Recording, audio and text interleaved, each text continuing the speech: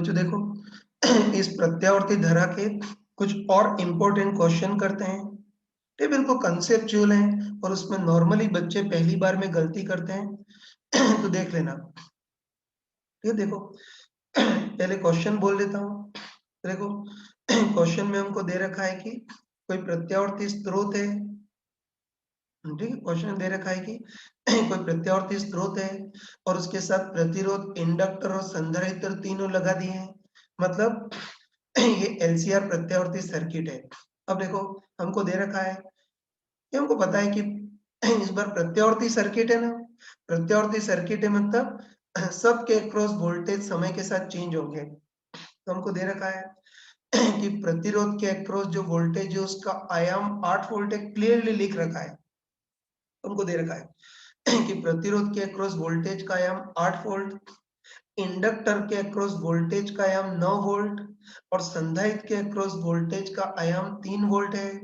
तो हमको पूछा है कि इन तीनों के अक्रॉस कुल वोल्टेज का आयाम कितना होगा। और तुम बताओ कि इन तीनों के अक्रॉस जो कुल वोल्टेज होगा उसी को स्रोत का वोल्टेज बोल सकते हैं ना। तो बस हमको पूछा है कि इन तीनों के अक्रॉस कुल वोल्टेज का आयाम कितना होगा, मतलब इस स्रोत के वोल्टेज का आयाम कितना होगा वो देखना है।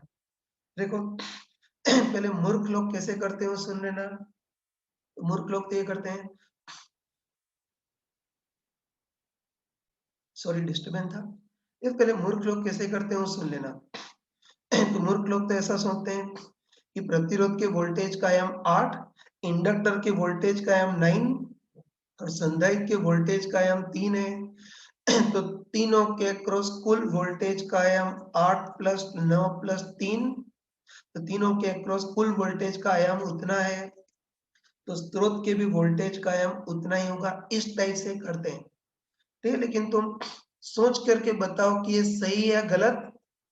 ठीक है, गलत है ये ध्यान रखना कि ढंग से देखो तो ये चीज गलत है। ठीक, क्योंकि तुम बताओ कि ये तो सही है कि प्रतिरोध के वोल्टेज का आयाम 8, इंडक्टर के वोल्टेज का आयाम 9 और संधारित्र के वोल्टेज का आयाम 3 है। लेकिन हमको अच्छे पता है कि एक्चुअली प्रतिरोध, इंडक्टर और संधारित्र तीनों के वोल्टेज के बीच कलांतर होता है। हमको पता है कि संधारित्र, इंडक्टर और क्या बोलते हैं, सॉरी, ये हमको पता है कि इनके आयाम तो इतने हो तो ठीक है, लेकिन हमको पता है कि प्रतिरोध, इंडक्टर और संधारित्र के वोल्टेज सेम फेज में नहीं होते, इनके फेज में अंतर होता है। ये हमको पता है कि तीनों के वोल्टेज सेम फेज में नहीं होते, मतलब इन तीनों के फेज में मतलब कला में अंतर होता है। ये मतलब बोल सकते हैं कि इस बार तीनों के वोल्टेज एक साथ मैक्सिमम नहीं होंगे। हमको पता है ना कि प्रतिरोध, इंडक्टर और संधारित्र के वोल्टेज के बीच कुछ कलांतर होता है, और कलांतर होता है मतलब तीनों के वोल्टेज एक साथ मैक्सिमम नहीं होंगे। इस फेजर डायग्राम से हमको पता है, इस फेजर डायग्राम से पता है इन तीनों के वोल्टेज में कलांतर होता है, मतलब तीनों के वोल्टेज एक साथ मैक्सिमम नहीं होंगे। बताओ, जब इंडक्टर का वोल्टेज पॉजिटिव एक्सट्रीम पे होगा तो संधारित्र का वोल्टेज नेगेटिव एक्सट्रीम पे होगा, और उस समय प्रतिरोध का वोल्टेज बिल्कुल साम्यावस्था से गुजर रहा होगा। ये तो बस शॉर्ट फॉर्म में हम ये बोल सकते हैं यार, है ना। शॉर्ट फॉर्म में ये बोल सकते हैं कि प्रतिरोध और शॉर्ट फॉर्म में बोल सकते हैं प्रतिरोध, इंडक्टर और संधारित्र तीनों के वोल्टेज के बीच कलांतर होता है। कलांतर होता है इसलिए तीनों के वोल्टेज एक साथ मैक्सिमम पर नहीं पहुंचेंगे, इसलिए इस बार तीनों के आयाम को रुपए पैसे के टाइप से नहीं जोड़ सकते। इस बार भी इनके वोल्टेज के बीच कलांतर होता है ना, इसलिए इस बार परिणामी वोल्टेज के आयाम के लिए हमको फेजर डायग्राम या वेक्टर डायग्राम का यूज करना पड़ेगा, है ना। तो ये ध्यान रखना, तीनों के वोल्टेज के बीच कलांतर होता है, तीनों के वोल्टेज एक साथ मैक्सिमम पर नहीं पहुंचेंगे। एक जब मैक्सिमम पे होगा तो दूसरा मिनिमम पे होगा और तीसरा साम्यावस्था में हो सकता है, इसलिए इनके वोल्टेज के बीच कलांतर है, इसलिए इनके आयामों को रुपए पैसे के टाइप से नहीं जोड़ सकते। इनके अक्रॉस परिणामी वोल्टेज का आयाम निकालना है तो उसके लिए हमको फेजर डायग्राम या वेक्टर डायग्राम का यूज करना पड़ेगा। देखो अभी तक तो हम परिणामी प्रतिरोधों का वेक्टर डायग्राम बनाते थे, लेकिन इस बार हमको वोल्टेज का वेक्टर डायग्राम बनाना होगा। बना सकते हैं ना? ये तो वोल्टेज का वेक्टर डायग्राम हम बना सकते हैं। ये तुम आराम से बताओ कि प्रतिरोध के वोल्टेज का वेक्टर डायग्राम ऐसा होता है, ये हमको पता है। बताओ प्रतिरोधों के वेक्टर डायग्राम वोल्टेज से ही तो आए हैं। तो बस इस बार इनके परिणामी वोल्टेज का आयाम निकालने के लिए हमको वेक्टर डायग्राम में फेजर डायग्राम का यूज करना पड़ेगा। तो बस वोल्टेज का वेक्टर डायग्राम भी बना सकते हैं ना? तो हमको पता है कि प्रतिरोध के हमको पता है कि प्रतिरोध के वोल्टेज का वेक्टर डायग्राम ऐसा होता है। और चलो प्रतिरोध के वोल्टेज का आयाम वीआर मान लेते हैं, ठीक है? उसके बाद हमको पता है, नीचे बना देता हूँ यार, चित्र थोड़ा उलझ जाएगा, नीचे बना देता हूँ। तो हमको पता है कि प्रतिरोध के वोल्टेज का वेक्टर डायग ये प्रतिरोध के वोल्टेज का वेक्टर डायग्राम ऐसा होता है और प्रतिरोध के वोल्टेज का आयाम वीआर मान लेते हैं। फिर इंडक्टर के वोल्टेज का वेक्टर डायग्राम 90 डिग्री ऊपर होता है और इंडक्टर के वोल्टेज का आयाम वीएल मान लेते हैं। और संधारित्र के वोल्टेज का वेक्टर डायग्राम ऐसा होता है और संधारित्र के वोल्टेज का आयाम वीसी मान लेते हैं। बस बताओ तीनों के वोल्टेज ये तीनों के वोल्टेज को ऐसे वेक्टर में प्रदर्शित कर लिया ना। अब हमको तीनों के परिणामी वोल्टेज का आयाम निकालना है ना? हमको तीनों के परिणामी वोल्टेज का आयाम निकालना है, तो उसके लिए सिंपली इनका परिणामी निकाल लेंगे, है ना? जैसे न्यूटन्स लॉ में बलों का परिणामी निकालते थे, इसके पीछे वाले एग्जाम्पल में प्रतिरोधों का परिणामी निकालते थे, वैसे इस बार इन वोल्टेजेस का भी परिणामी निकाल सकते हैं। तो बता एक्स दिशा में तो केवल वी आर है और y दिशा में ये दोनों है, तो इसमें VL तो ज्यादा और VC कम है, तो इन दोनों का परिणामी ऊपर की ओर आएगा और कितना आएगा VL माइनस VC। क्या हो रहा है? इन दोनों का परिणामी ऊपर की ओर आएगा और VL माइनस VC इतना आएगा। बस तुम आराम से बताओ कि बताओ x दिशा में VR, y दिशा में VL माइनस VC, तो इन सब का परिणामी बीच में होगा, इन सबका परिणामी बीच में होगा और कितना होगा रूट ऑफ x का स्क्वायर प्लस इसका स्क्वायर, मतलब रूट ऑफ VR का square plus VL minus VC का होल स्क्वायर, ये हो गया है ना? तो बस हम पक्का बोल सकते हैं, ठीक है ना? हम पक्का बोल सकते हैं कि प्रतिरोध के वोल्टेज का आयाम VR हो, इंडक्टर के वोल्टेज का आयाम VL हो और संधारित्र के वोल्टेज का आयाम VC हो। तो इस वेक्टर डायग्राम से हम कंफर्म बोल सकते हैं कि तीनों के क्रॉस परिणामी वोल्टेज का आयाम कितना होगा root of VR square plus VL minus VC का स्क्वायर, और तीनों के क्रॉस जो परिणामी वोल्टेज होगा वही स्रोत के वोल्टेज के बराबर होगा। तो तीनों के क्रॉस परिणामी वोल्टेज का आयाम मतलब स्रोत के वोल्टेज का आयाम इतना होगा। तो मैं लिख देता हूँ कि तीनों के क्रॉस परिणामी वोल्टेज का आयाम कितना होगा रूट ऑफ VR मतलब 8 का square plus VL 9 minus VC 3 का स्क्वायर। तो तीनों के क्रॉस परिणामी वोल्टेज का आयाम कितना हो जाएगा रूट 8 स्क्वायर प्लस 6 स्क्वायर मतलब 10 वोल्ट। और तुम बताओ कि तीनों के क्रॉस परिणामी वोल्टेज का आयाम इतना है, तो सोर्स के वोल्टेज का भी आयाम इतना हो जाएगा, ठीक है? बस आगे ध्यान रखना है, कंसेप्ट ध्यान रखना, तो अच्छे ध्यान रखना कि तीनों के वोल्टेज का आयाम है, तीनों के वोल्टेज का आयाम दे रखा हो तो ठीक है, लेकिन हमको पता है कि तीनों के वोल्टेज के बीच कलांतर होता है। कलांतर होता है तो वोल्टेज आगे पीछे होते हैं ना, मतलब तीनों के वोल्टेज एक साथ मैक्सिमम पर नहीं पहुंचेंगे। एक का वोल्टेज जब मैक्सिमम पे होगा तो दूसरे का वोल्टेज मिनिमम पे हो सकता है। तीनों के वोल्टेज एक साथ मैक्सिमम पर नहीं पहुंचेंगे, इसलिए तीनों के आयाम को रुपए पैसे के टाइप से नहीं जोड़ सकते हैं, कलांतर होता है, इसलिए परिणामी आयाम के लिए वेक्टर डायग्राम का यूज करेंगे। तो पता चल गया होगा कि है ना, प्रतिरोधों का वेक्टर डायग्राम बनाया था, वैसे वोल्टेज का वेक्टर डायग्राम बनाते हैं। तो प्रतिरोध के वोल्टेज का वेक्टर डायग्राम ऐसा होता है VR, इंडक्टर के वोल्टेज का वेक्टर डायग्राम ऐसा होता है, इसका आयाम VL और संधारित्र का VC। सॉल्व करेंगे तो परिणामी वोल्टेज का आयाम इतना आ जाएगा। तो सॉल्व किया तो परिणामी वोल्टेज का आयाम 10 वोल्ट, मतलब स्रोत के वोल्टेज का भी आयाम 10 वोल्ट हो गया। तो देखो अभी तो हमने गधों टाइप से डिटेल में निकाला, लेकिन अब डिटेल में निकालने की जरूरत नहीं है। अभी हमने वेरिएबल में किया, फिर मूर्खों टाइप से मान रखा, लेकिन अब अगर एक क्वेश्चन आ गया तो डायरेक्ट करेंगे।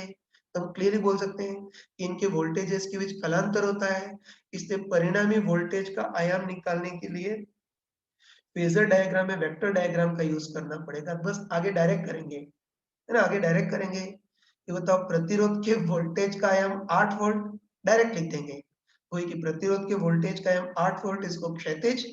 दूसरा इंडक्टर है, तो इंडक्टर के वोल्टेज का आयाम 9 वोल्ट दे रखा है जिसको ऊपर की ओर, और संधारित्र, इस संधारित्र के वोल्टेज का वेक्टर डायग्राम नीचे की ओर होता है और उसका आयाम 3 है। बस सिंपली इनका परिणाम ही निकाल लेंगे, तो बस ऊपर की ओर 9, नीचे की ओर 3, तो इसका परिणामी 6, x दिशा में 8, y दिशा में 6, तो सबका परिणामी कितना हो गया, root of 8 square plus 6 square मतलब 10। परिणामी वोल्टेज का आयाम 10 है, तो सोर्स के वोल्टेज का भी आयाम 10 वोल्ट होगा। आगे डायरेक्ट करेंगे। अब चलो तुम स्मार्ट टी बताओ, ये तुम स्मार्ट टी बताओ इन तीनों के वोल्टेज के आयाम और स्रोत के वोल्टेज के आयाम में ये रिलेशन है, तो समानुपाती रूप से आरएमएस मानों में भी यही रिलेशन होगा। ठीक है, तो इतना तुम समझ सकते हो कि आयाम और आरएमएस मान समानुपाती होते हैं ना, तो हम कह सकते हैं कि इनके वोल्टेज का आयाम और स्रोत के वोल्टेज के आयाम में ये रिलेशन है, आयाम में ये रिलेशन है, तो समानुपाती रूप से आरएमएस मानों में भी यही रिलेशन होगा। तो याद रखना कि आयाम की जगह अगर आरएमएस पूछ दिया होता तब भी सॉल्यूशन वैसा ही होता, बस जहां जहां हम आयाम शब्द का यूज करें वहां वहां आरएमएस शब्द का यूज कर लेंगे। ठीक है ना, चलो आगे बढ़ रहा हूँ। अब एक क्वेश्चन मैं तुमको दे रहा हूँ, तो इस बार भी हमको दे रखा है कि कोई प्रत्यावर्ती स्रोत है ना, शब्दों को घुमा के दे रखा है, ढंग से सुनना। तो इस बार भी हमको दे रखा है प्रत्यावर्ती स्रोत है, उसके साथ प्रतिरोध, इंडक्टर, संधारित्र तीनों लगा दिए हैं, ठीक ना। अब हमको दे रखा है ना, हमको दे रखा है कि प्रतिरोध के अक्रॉस वोल्टेज 12 वोल्ट है। ये तो हमको पता है कि प्रत्यावर्ती में तो वोल्टेज लगातार चेंज होता है, तो प्रतिरोध के अक्रॉस वोल्टेज दे रखा है, मतलब इनके कहने का मतलब है कि वोल्टेज का आरएमएस मान दे रखा है। बस प्रतिरोध के अक्रॉस वोल्टेज 12 है, इसका मतलब है कि प्रतिरोध के वोल्टेज का आरएमएस मान 12। इंडक्टर के अक्रॉस वोल्टेज 9 वोल्ट है, मतलब इंडक्टर के वोल्टेज का आरएमएस मान 9। और संधारित्र के वोल्टेज का मान 4 वोल्ट है, मतलब संधारित्र के वोल्टेज का आरएमएस मान 4 वोल्ट है। तो हमको पूछा है, तो हमको पूछा है कि इन तीनों के अक्रॉस परिणामी वोल्टेज का आरएमएस मान कितना होगा, मतलब स्रोत के वोल्टेज का आरएमएस मान कितना होगा वो देखना है। तो 2 मिनट के लिए वीडियो पॉज कर देना और खुद ट्राई करना। चलो अब मैं एक्सपेक्ट कर रहा हूँ कि जो भी सिंसियर बच्चा होगा उसने कर लिया होगा, उसका आंसर होगा आई थिंक 13 वोल्ट, ये आंसर होगा। तो चलो इसको कर लेते हैं हम। हाँ सॉरी डिस्टर्ब था, अब इसको एक बार सॉल्व कर लेता हूँ। देख लो, तो हमको दे रखा है प्रत्यावर्ती सर्किट है, प्रतिरोध के अक्रॉस वोल्टेज 12 वोल्ट है, इसका मतलब है कि प्रतिरोध के वोल्टेज का आरएमएस मान 12। इंडक्टर के वोल्टेज का मान 9 वोल्ट है, मतलब इंडक्टर के वोल्टेज का आरएमएस मान 9। और संधारित्र के वोल्टेज का आरएमएस मान 4 वोल्ट है।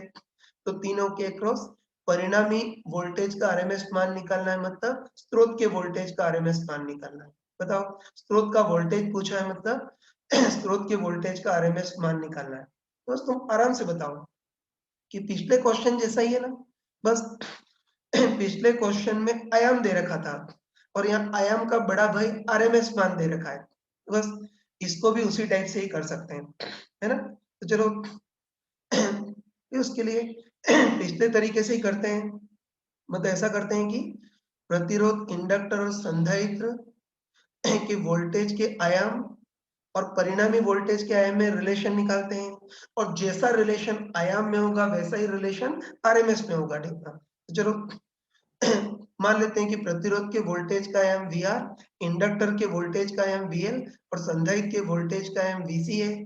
तो तीनों के क्रॉस परिणामी वोल्टेज का आयाम कितना होगा वो देखना है। तो हमको पता है कि सबके बीच कलांतर होता है, तो परिणामी वोल्टेज के आयाम के लिए रुपए पैसे के टाइप से नहीं जोड़ते हैं, वेक्टर डायग्राम का यूज करते हैं। तो हमको रटा हुआ है, हमको रटा हुआ है कि प्रतिरोध के वोल्टेज का आयाम VR और इसका वेक्टर डायग्राम ऐसा बनाते हैं। इंडक्टर के वोल्टेज का आयाम VL, उसको ऊपर, और संधारित्र के वोल्टेज, संधारित्र के वोल्टेज का आयाम VC, इसको नीचे, सबका परिणामी निकालते हैं। तो इस बार भी VL ज्यादा है, तो बताओ VL और VC का परिणामी ऊपर की ओर होगा और कितना होगा VL माइनस VC, है ना, वही इन दोनों का परिणामी ऊपर की ओर होगा और VL माइनस VC होगा। तो बस वही तरीका कि x दिशा में VR, y दिशा में VL माइनस VC। तो बताओ सबका परिणामी कितना होगा, root of X square plus Y square, मतलब root VR square plus VL minus VC का होल स्क्वायर, ये हो जाएगा। ठीक है, तो बस हम कह सकते हैं कि प्रतिरोध के वोल्टेज का एम VR, इंडक्टर के वोल्टेज का एम VL और संधारित्र के वोल्टेज का एम VC हो, तो तीनों के क्रॉस परिणामी वोल्टेज का आयाम इतना होगा। ठीक है, और तीनों के क्रॉस परिणामी वोल्टेज जो होगा उसी को स्रोत का वोल्टेज बोल सकते हैं। तो बस बोल सकते हैं कि परिणामी वोल्टेज का आयाम या स्रोत के वोल्ट, हाँ, तो हम बोल सकते हैं कि परिणामी वोल्टेज का आयाम मतलब स्रोत के वोल्टेज का आयाम कितना हो गया, root of VR square plus VL minus VC का होल स्क्वायर। अब हमको RMS में रिलेशन निकालना है। तुम खुद बताओ कि आयाम और RMS मान समानुपाती होते हैं, तो बताओ आयाम में ये रिलेशन है तो ऑब्वियसली RMS मान में भी यही रिलेशन होगा। मतलब हम बोल सकते हैं कि स्रोत के वोल्टेज का RMS मान कितना होगा, रूट ऑफ प्रतिरोध के वोल्टेज के RMS मान का स्क्वायर प्लस इंडक्टर माइनस संधारित्र के वोल्टेज के RMS मान का स्क्वायर। बस अब मान रख सकते हैं ना, बस स्रोत के वोल्टेज का RMS मान कितना होगा, रूट ऑफ प्रतिरोध के वोल्टेज का RMS मान तो 12 स्क्वायर प्लस VL इंडक्टर के वोल्टेज का RMS मान 9 माइनस VC संधारित्र के वोल्टेज का RMS मान 4 का स्क्वायर। तो रूट 12 स्क्वायर प्लस 5 स्क्वायर मतलब 13 वोल्ट, ये हो गया। और ये तो सब मूर्खता की है। बताओ, मूर्खों टाइप से वोल्टेज के आयाम में रिलेशन निकाला, फिर वही आरएमएस में भी रिलेशन वही होगा और गधों टाइप से मान रखा। लेकिन उतना कम क्यों करना, डायरेक्ट बोल सकते हैं कि जैसा आयाम में रिलेशन है वैसा ही आरएमएस में रिलेशन है। बस डायरेक्ट वेक्टर डायग्राम का यूज कर सकते हैं। बस प्रतिरोध के वोल्टेज का आरएमएस मान 12 ऐसे, इंडक्टर के वोल्टेज का आरएमएस मान 9 ऊपर और संधारित्र के वोल्टेज का आरएमएस मान 4 नीचे। बस इन दोनों का परिणामी इधर की ओर हो गया 5, एक दिशा में 12, वाई दिशा में 5, तो परिणामी root of 12 square plus 5 square मतलब 13। तो परिणामी 13 मतलब परिणामी वोल्टेज का आरएमएस मान 13 होगा, तो सोर्स के वोल्टेज का भी आरएमएस मान 13 होगा। तो अभी गधोटा से इतना किया है, लेकिन आगे इसको डायरेक्ट कर सकते हैं। चलो बच्चों, इसका एक लास्ट क्वेश्चन ले रहा हूँ, फिर ध्यान से देखना। तो देखो, अभी तक तो हमने जो क्वेश्चन किए थे सॉरी, मैं फिर से बोल रहा हूँ कि देखो अभी तक तो जो क्वेश्चन किए थे उसमें हमको प्रतिरोध, इंडक्टर और संधारित्र के वोल्टेज का आयाम दे रखा था, है ना, ध्यान रखना कि अभी तक तो जो क्वेश्चन किए थे उसमें प्रतिरोध, इंडक्टर और संधारित्र के वोल्टेज का आयाम दे रखा था। इससे रुपए पैसे के टाइप से नहीं जोड़ सकते थे, वेक्टर डायग्राम से जोड़ना पड़ता था। लेकिन लेकिन कई बार ऐसे क्वेश्चन होते हैं जिसमें प्रतिरोध और इंडक्टर के वोल्टेज के आयाम या आरएमएस मान नहीं दिए होते हैं, उसकी जगह इनके वोल्टेज के तात्क्षणिक मान दिए होते हैं, है ना, ध्यान रखना। कई बार आयाम या आरएमएस मान नहीं, उसकी जगह इनके वोल्टेज के तात्क्षणिक मान दिए होते हैं। और हम सोच सकते हैं कि तात्क्षणिक मान दे रखे हैं तो अब तो रुपए पैसे के टाइप से जोड़ सकते हैं, ठीक है। तो उसका क्वेश्चन देखना, देखो इस बार भी एलसीआर प्रत्यावर्ती सर्किट है और इस बार हमको दे रखा है कि किसी क्षण, हमको दे रखा है कि किसी क्षण प्रतिरोध के वोल्टेज का तात्क्षणिक मान 12 है। तो याद रखना कि इस बार, है ना, इस बार हमको आयाम भी नहीं दे रखा है और उसका भाई आरएमएस मान भी नहीं है। इस बार तो हमको प्रतिरोध के वोल्टेज का तात्क्षणिक मान दे रखा है। तो हमको दे रखा है कि किसी क्षण प्रतिरोध के वोल्टेज का तात्क्षणिक मान 12 वोल्ट, फिर उस क्षण इंडक्टर के वोल्टेज का तात्क्षणिक मान 9 वोल्ट और उस समय संधारित्र के वोल्टेज का तात्क्षणिक मान -4 वोल्ट दे रखा है। ये तो हमको देखना है कि इस क्षण तीनों के अक्रॉस परिणामी वोल्टेज का तात्क्षणिक मान मतलब सोर्स के वोल्टेज का तात्क्षणिक मान कितना होगा वो देखना है। ये तो कर लेते हैं ध्यान, ताकि इस बार हमको आयाम में आरएमएस मान नहीं, तात्क्षणिक मान दे रखा है। प्रतिरोध के वोल्टेज का तात्क्षणिक मान 12, इंडक्टर के वोल्टेज का तात्क्षणिक मान 9 और संधारित्र के वोल्टेज का तात्क्षणिक मान -4 वोल्ट है, वो तो ऑब्वियस है यार, हमको पता है कि बताओ इंडक्टर और संधारित्र तो बिल्कुल अपोजिट फेज में होते हैं ना, मतलब दोनों के बीच रिलेशन भारत पाकिस्तान जैसा होता है, ठीक ना। मतलब जब संधारित्र का वोल्टेज पॉजिटिव तो इंडक्टर का नेगेटिव, और जब संधारित्र के वोल्टेज पॉजिटिव हो जाएगा तो इंडक्टर का नेगेटिव हो जाएगा, इस टाइप से रहेगा। वो तो ऑब्वियस है यार, ठीक है ना, कि जब इंडक्टर के वोल्टेज का तात्क्षणिक मान पॉजिटिव तो संधारित्र का नेगेटिव, और संधारित्र का पॉजिटिव तो इंडक्टर का नेगेटिव, वो हमको पता है, चिंता करने की जरूरत नहीं है, क्वेश्चन में दे रखा है, तो बस ध्यान रखना कि इस बार हमको तीनों के वोल्टेज के आयाम या आरएमएस मान नहीं, इस बार तो हमको तीनों के वोल्टेज के तात्क्षणिक मान दे रखे हैं, तो परिणामी वोल्टेज का तात्क्षणिक मान पूछा है, बस आराम से बताओ, इस बार आयाम या आरएमएस मान नहीं, इस बार तो हमको साक्षात इनके वोल्टेज के तात्क्षणिक मान दे रखे हैं, मतलब इस बार हम किरचॉफ का यूज कर सकते हैं, मतलब इस बार इन तीनों के वोल्टेज को रुपए पैसे के टाइप से जोड़ सकते हैं। इस बार तात्क्षणिक मान दे रखे हैं ना, इसलिए इस बार वेक्टर डायग्राम की जरूरत नहीं है, इस बार हमको साक्षात तात्क्षणिक मान दे रखे हैं, मतलब इस बार हम सिंपली किरचॉफ का यूज कर सकते हैं, या सिंपल शब्दों में बोले तो इस बार रुपए पैसे के टाइप से जोड़ सकते हैं, तो बस बोल सकते हैं कि प्रतिरोध के वोल्टेज का तात्क्षणिक मान VR हो, इंडक्टर का VL और संधारित्र के वोल्टेज का तात्क्षणिक मान VC हो, बस इन तीनों के क्रॉस परिणामी वोल्टेज के तात्क्षणिक मान के लिए सबको रुपए पैसे के टाइप से अब जोड़ सकते हैं, तो परिणामी वोल्टेज का तात्क्षणिक मान VR plus VL plus VC, बस परिणामी वोल्टेज का तात्क्षणिक मान कितना होगा, प्रतिरोध के वोल्टेज का तात्क्षणिक मान 12 प्लस इंडक्टर का 9 प्लस संधारित्र का -4, मतलब जोड़ेंगे तो +17 वोल्ट, और बताओ इन तीनों के एक्रॉस कुल वोल्टेज का तात्क्षणिक मान 17 है, मतलब इस स्रोत के वोल्टेज का भी तात्क्षणिक मान 17 वोल्ट होगा, ठीक है, तो ये ध्यान रखना।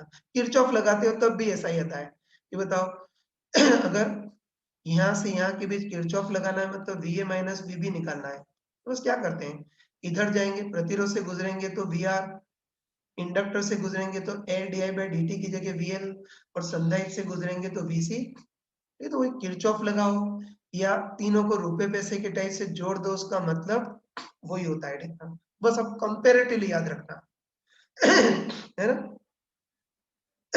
सॉरी, ये तो बच्चे गलती करते हैं, तो आगे कंपैरेटिवली याद रखना, ठीक है, हाँ, ठीक है ना। आगे कंपैरेटिवली याद रखना कि अगर तीनों के वोल्टेज के आयाम दे रखे हो या उनके भाई आरएमएस मान दे रखे हो, तो ये ध्यान रखना ध्यान रखना कि तीनों वोल्ट सॉरी ध्यान रखना कि तीनों के वोल्टेज के आयाम दे क्या हो रहा है, तीनों के वोल्टेज के आयाम दे रखे हो या उसके भाई आरएमएस मान दे रखे हो, तब तो हमको ऐसे वेक्टर डायग्राम से करना होता है, लेकिन अगर तात्क्षणिक मान दे रखे हो तो फिर हम बिंदास किरचॉफ लगा सकते हैं, तो किरचॉफ के अनुसार तीनों के वोल्टेज को रुपए पैसे के टाइप से जोड़ सकते हैं, ठीक है, कंफ्यूज मत होना, मैं एक बार फिर से बोल रहा हूँ, कंपेरेटिव याद रखना कि पिछले क्वेश्चन में तीनों के वोल्टेज के आयाम या आरएमएस मान दे रखे थे, तब तो हमको वेक्टर डायग्राम से करने होते हैं, लेकिन अगर हमको इन तीनों के वोल्टेज के तात्क्षणिक मान दे रखे हो तब तो किरचॉफ का यूज कर सकते हैं, और किरचॉफ के अनुसार तब तीनों के वोल्टेज को रुपए पैसे के टाइप से जोड़ सकते हैं, ठीक है। अब एक और छोटी चीज बोल रहा हूँ कि देखो, जो पिछले एग्जाम्पल थे, जो पिछले एग्जाम्पल थे उसके आधार पर कई लोग सोचते हैं कि प्रत्यावर्ती सर्किट में किरचॉफ का नियम वैलिड ही नहीं है, ध्यान रखिए, पिछले में रुपए पैसे के टाइप से नहीं जोड़ रहे थे ना, तो कई लोग ये बोलते हैं, है ना, कई लोग ये कंक्लूजन निकालते हैं कि प्रत्यावर्ती सर्किट के लिए तो किरचॉफ के नियम वैलिड ही नहीं है, ऐसा गंदा स्टेटमेंट बोलते हैं जिससे किरचॉफ भगवान की आत्मा स्वर्ग में ही मर जाए ऐसे गंदे स्टेटमेंट बोलते हैं, ठीक है, तो ध्यान रखना यार, ध्यान रखना कि किरचॉफ का है ना, ध्यान रखना कि किरचॉफ का वोल्टेज नियम तो हर किसी सर्किट के लिए वैलिड है, डीसी सर्किट के लिए भी वैलिड है और प्रत्यावर्ती सर्किट के लिए भी वैलिड है, ठीक है, तो ध्यान रखना कि किरचॉफ का वोल्टेज नियम, ये तो ध्यान रखना तुम कि किरचॉफ का वोल्टेज नियम हर सर्किट के लिए वैलिड है, मतलब प्रत्यावर्ती सर्किट के लिए भी वैलिड है और डीसी सर्किट के लिए वैलिड है, बस एक ही चीज है ना, एक ही चीज ध्यान रखना कि अगर प्रत्यावर्ती सर्किट के लिए अगर किरचॉफ का सॉरी प्रत्यावर्ती सर्किट के लिए अगर किरचॉफ का लॉ लगाएंगे तो उसमें आयाम या आरएमएस मान नहीं, उसमें वोल्टेज के तात्क्षणिक मान का यूज करना होगा। तो ध्यान रखना कि किरचॉफ का नियम एसी डीसी हर सर्किट के लिए वैलिड है। बस एक ही चीज, एक ही सावधानी रखना कि प्रत्यावर्ती सर्किट के लिए अगर किरचॉफ लॉ लगाओगे तो उसमें आयाम या आरएमएस मान नहीं, तब हमको उसमें तात्क्षणिक मान का यूज करना।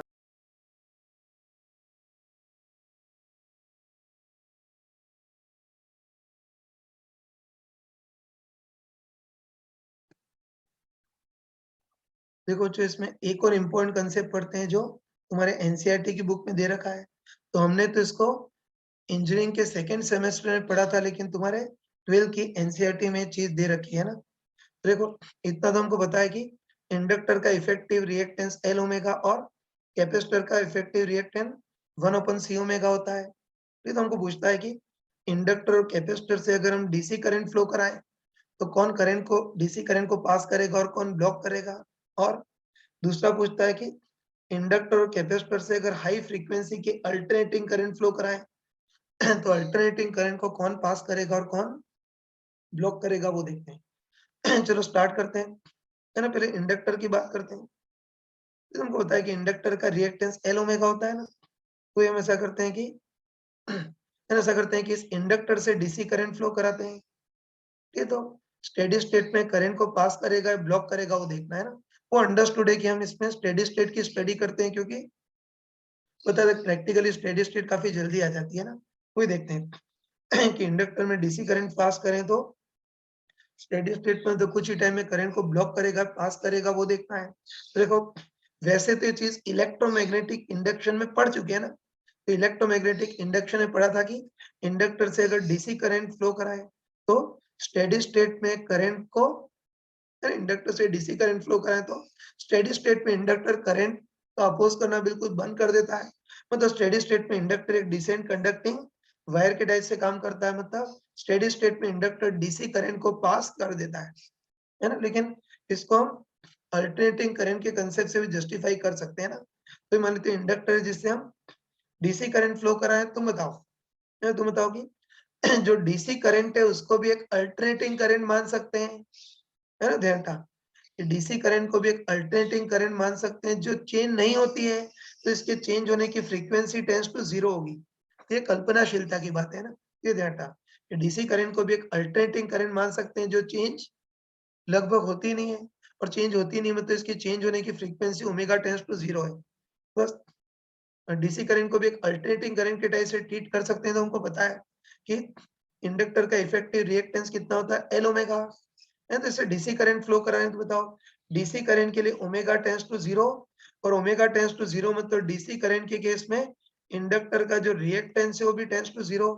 मतलब है ना, मतलब बोल सकते हैं कि डीसी करंट के केस में स्टेडी स्टेट में इंडक्टर बिल्कुल 0 रिएक्टेंस है 0 रेजिस्टेंस क्रिएट करता है। मतलब स्टेट है ना, मतलब स्टेडी स्टेट में इंडक्टर से अगर डीसी करंट फ्लो कराएं तो स्टेडी स्टेट में 0 रेजिस्टेंस क्रिएट करता है। मतलब 0 रेजिस्टेंस के कंडक्टिंग वायर के टाइप से काम करेगा, मतलब डीसी करंट को पास करेगा। ये तो ईएमआई में पढ़ा था, और अल्टरनेटिंग करंट से भी जस्टिफाई कर सकते हैं। तो डायरेक्ट याद रखना है ना, इंडक्टर से डीसी करंट फ्लो कराएं तो स्टेडी स्टेट में बिल्कुल 0 रिएक्टेंस क्रिएट करता है। मतलब जो इंडक्टर है वो डीसी करंट को तो आसानी से पास होने देता है। चलो अब हम कैपेसिटर की बात करते हैं। तो हमको होता है कैपेसिटर का रिएक्टेंस 1/c ओमेगा होता है ना। तो चलो मान लेते हैं कि कैपेसिटर से भी हम डीसी करंट फ्लो करा रहे हैं, तो कुछ टाइम के बाद मतलब स्टेडी स्टेट में ये करंट को पास करेगा या ब्लॉक करेगा वो देखना है। तो वैसे तो हम कैपेसिटर में पढ़ चुके हैं ना, कैपेसिटर में पढ़ चुके हैं तो हमको अच्छे पता है कि बताओ, तो हमको अच्छे पता है कि कैपेसिटर से अगर डीसी करंट फ्लो कराएं तो स्टेडी स्टेट में कैपेसिटर करंट को ब्लॉक कर देगा, पढ़ा था है ना। लेकिन इसको, अरे बार-बार स्टेडी स्टेट वर्ड बोलने की जरूरत है, वो अंडरस्टूड होना चाहिए। हम सब स्टेडी स्टेट के लिए कर रहे हैं।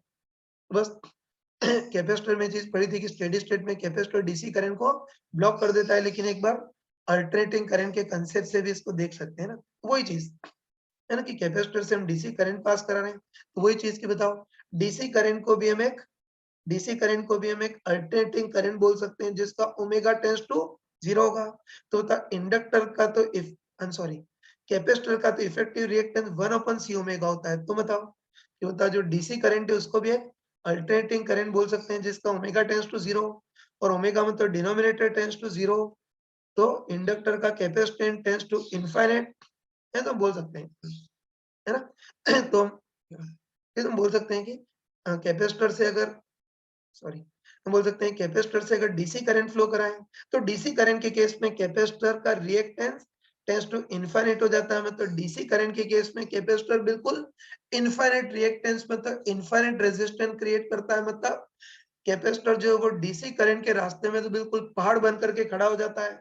मतलब जो कैपेसिटर है वो डीसी करंट को ब्लॉक कर देता है, ये बोल सकते हैं ना। और बताओ, ये चीज कैपेसिटर में ही पड़ी थी ना, लेकिन अल्टरनेटिंग करंट के कंसेप्ट से जस्टिफाई कर लिया कि डीसी के लिए omega tends to 0, omega tends to 0, तो डीसी के केस में इंडक्टर का रिएक्टेंस टेंड्स टू इनफाइनाइट। बस डीसी करंट बहाए तो फिर एक कैपेसिटर इनफाइनाइट रिएक्टेंस से इनफाइनाइट रेजिस्टेंस क्रिएट करेगा, तो कैपेसिटर डीसी करंट के रास्ते में बिल्कुल पहाड़ बन करके खड़ा हो जाएगा।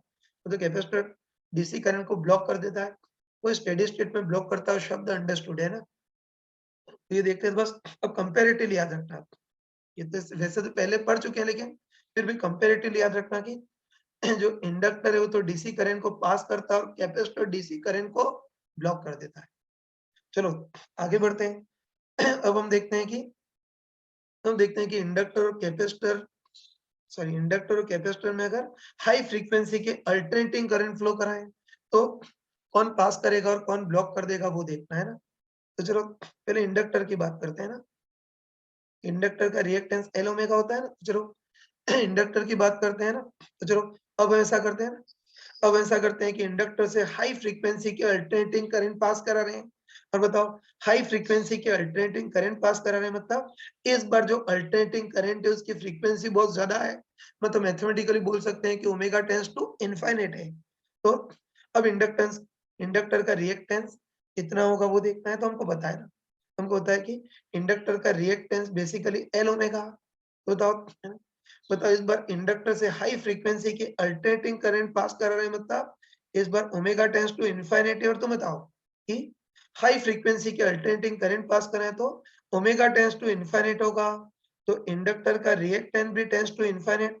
और बताओ, इंडक्टर का रिएक्टेंस या effective resistance tends to infinite, मतलब हाई फ्रीक्वेंसी की अल्टरनेटिंग करंट के केस में तो इंडक्टर एक बिल्कुल पहाड़ बन के खड़ा हो जाएगा। मतलब ये जो इंडक्टर है वो हाई फ्रीक्वेंसी की अल्टरनेटिंग करंट को ब्लॉक कर देगा, कह सकते हैं ना भाई।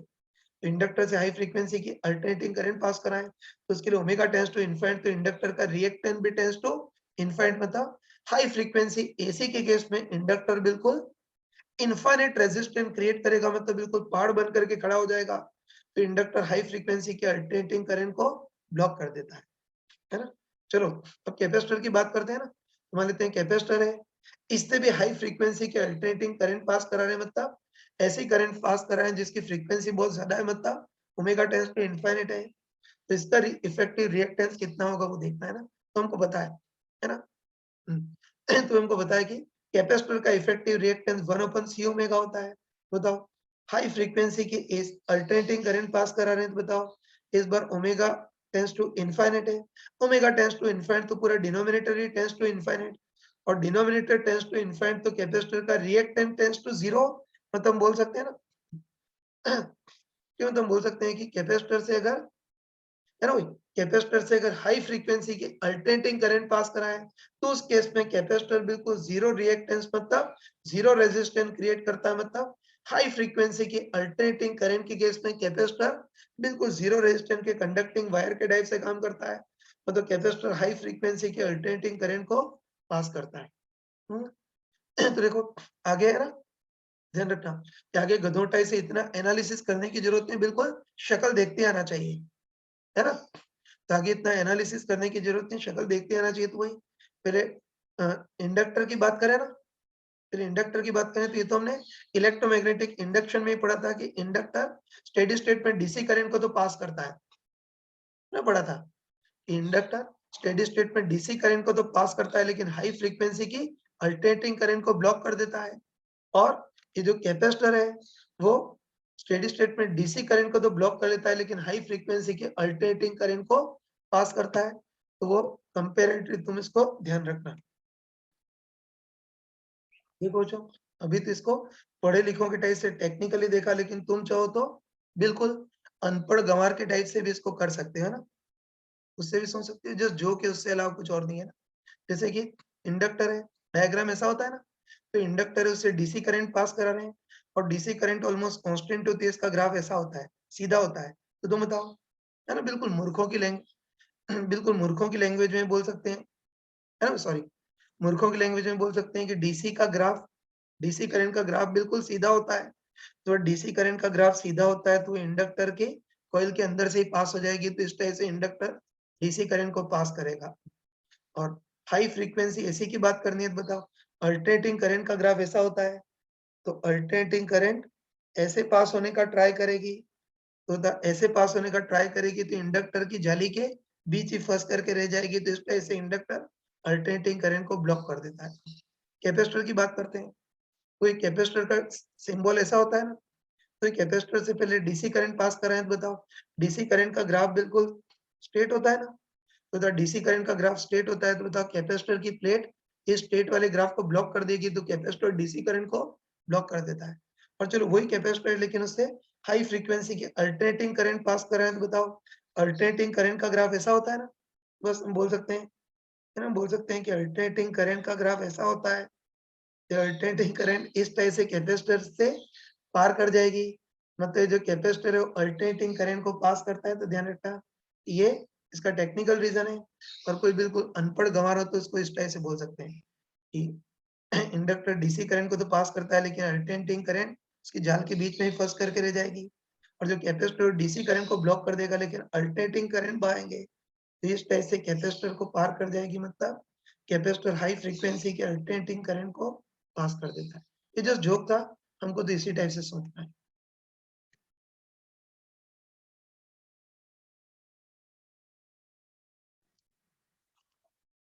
चलो बच्चों, इसी कंसेप्ट का एक क्वेश्चन करते हैं। ठीक है, क्वेश्चन एनसीईआरटी की एग्जाम प्रॉब्लम में दे रखा है, इसलिए अपने जेईई मेन से एडवांस में कहीं अपने पूछा जा सकता है ना, तो ध्यान से देखिए ना।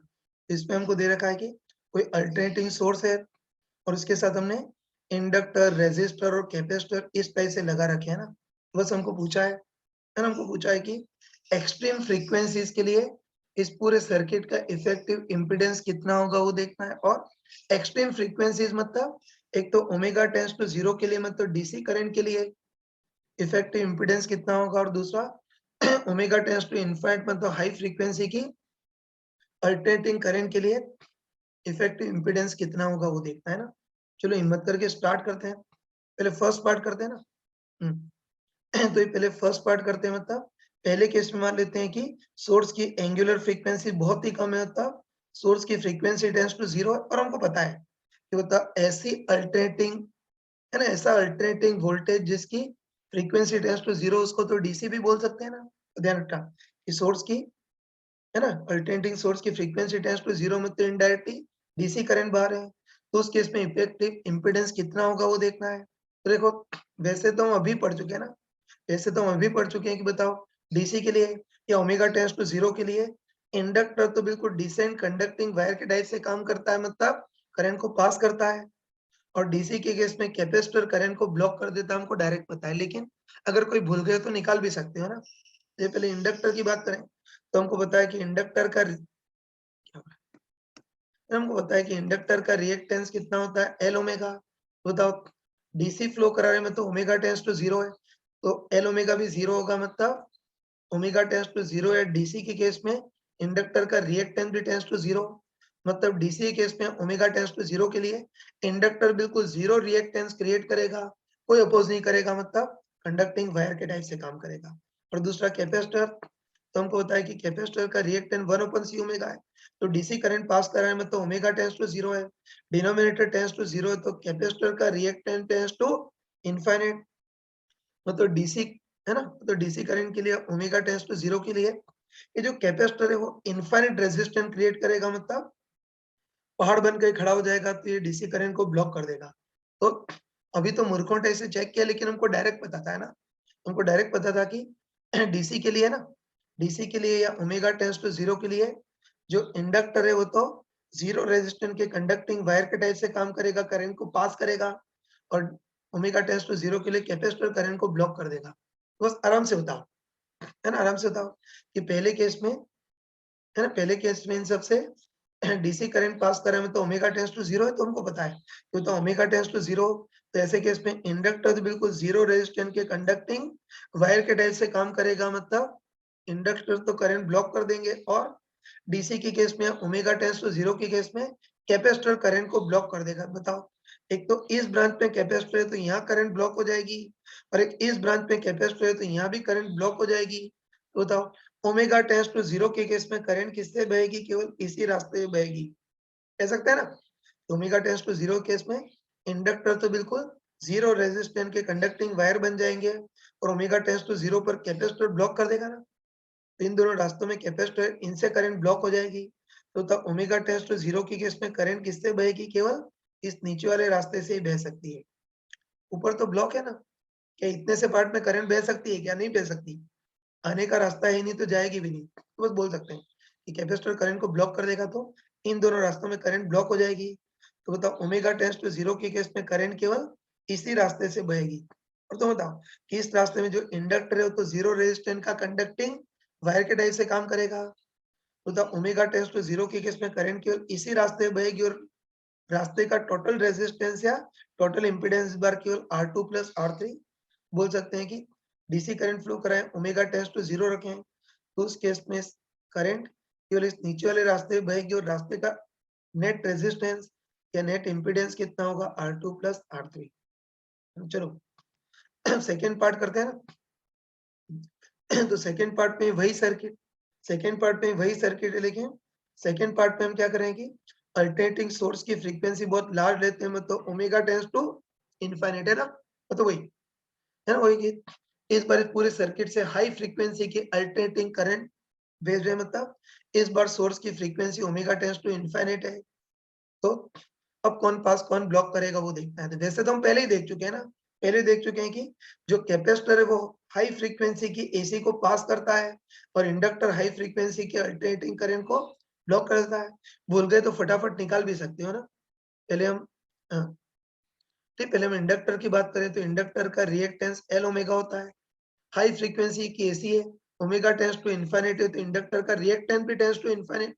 तो हाई फ्रीक्वेंसी एसी की केस में इंडक्टर इनफिनिट रेजिस्टेंस क्रिएट करता है, मतलब करंट को ब्लॉक कर देता है। तो बस ओमेगा टेंड्स टू इनफिनिट की केस में जिन जिन ब्रांच पे इंडक्टर है वहां करंट ब्लॉक होगी, तो एक तो इंडक्टर इस ब्रांच में यहाँ करंट ब्लॉक हो जाएगी, और इस ब्रांच पे इंडक्टर यहाँ भी करंट ब्लॉक हो जाएगी। और ओमेगा टेंड्स टू इनफिनिट पर कैपेसिटर का रिएक्टेंस तो 1/c ओमेगा होता है, तो the omega tends to infinite रखेंगे तो डिनोमिनेटर इनफिनिट, तो कैपेसिटर का तो रिएक्टेंस टेंड्स टू जीरो।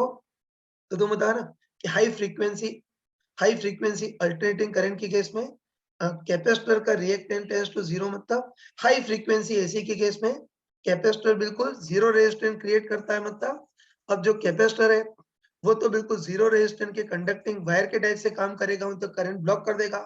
लेकिन हाई फ्रीक्वेंसी एसी के केस में इंडक्टर करंट को ब्लॉक कर देगा। तो बस तुम बताओ, हाई फ्रीक्वेंसी एसी के केस में केवल इन दोनों ब्रांच पे इंडक्टर है ना, केवल इन दोनों ब्रांच पे इंडक्टर है, तो इन दोनों ब्रांच पे तो करंट ब्लॉक हो जाएगी। तो ओमेगा टेंड्स टू इनफिनिट के केस में करंट किस रास्ते से बहेगी, इस वाले रास्ते से बहेगी, कह सकता है ना। तो ओमेगा टेंड्स टू इनफिनिट पर इंडक्टर तो करंट को ब्लॉक कर देंगे, तो ओमेगा टेंड्स टू इनफिनिट के केस में करंट किस रास्ते से बहेगी, ये जो ग्रीन वाला रास्ता है इस रास्ते से बहेगी, कह सकते हैं ना। इन दोनों ब्रांचेस में तो करंट ब्लॉक हो गई, तो ओमेगा टेंड्स टू इनफिनिट पर जो करंट बहेगी वो इस ग्रीन वाले रास्ते से बहेगी। बस अब रास्ते का नेट इंपीडेंस कितना होगा वो देखना है। तुम बताओ कि ओमेगा टेंड्स टू इनफिनिट पर कैपेसिटर का तो रिएक्टेंस टेंड्स टू जीरो, मतलब कैपेसिटर तो एक कंडक्टिंग वायर के टाइप से काम करेंगे, तो the omega tends to infinite के केस में रास्ते का टोटल रेजिस्टेंस या टोटल इंपीडेंस कितना बचेगा, बताओ, R1 प्लस R3 बचेगा। तो इस टाइप के क्वेश्चन को इजीली कर सकते हो।